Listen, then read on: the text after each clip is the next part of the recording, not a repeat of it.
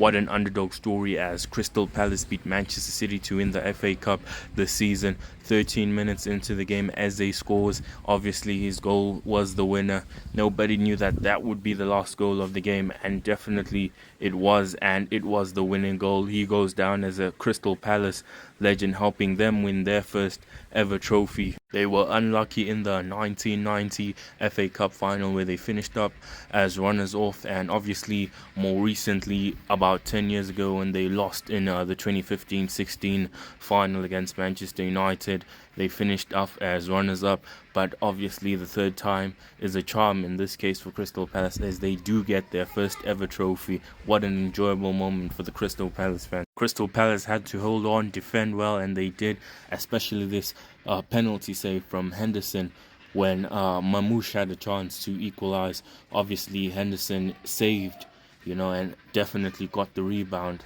If this went in and Henderson didn't save, it could have been a much different story, but he did save it, and Crystal Palace kept their clean sheet as they won the game. Henderson having such a great game, 9.1 rating, 6 great saves, a penalty save. Obviously it wasn't easy for Crystal Palace as they had to hold on from the first minute up to the 100th minute, obviously because of second half where they added 10 minutes extra of stoppage time.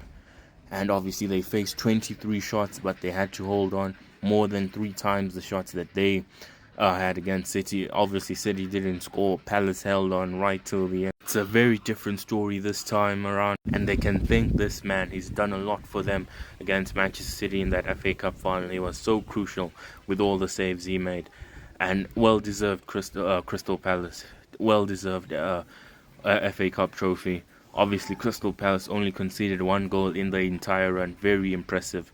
Henderson, a very key figure in that.